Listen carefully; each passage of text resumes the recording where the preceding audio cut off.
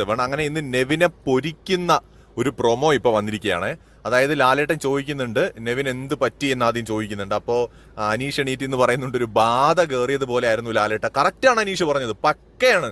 അതാണ് ഏറ്റവും മികച്ചൊരു വാചകം. ബാധ കയറിയതുപോലെ ആയിരുന്നു ലാലേട്ട എന്ന് പറയുന്നുണ്ട്. എന്ത് പണിഷ്മെന്റ്, എന്ത് ചെയ്യണം അനീഷ് എന്ന് ലാലേട്ട അനീഷിന്റെ അടുത്ത് ചോദിക്കുമ്പോൾ അനീഷ് പറയുന്നുണ്ട് എനിക്ക് എന്ത് ചെയ്യണമെന്ന് എനിക്ക് അറിയില്ല ലാലേട്ട.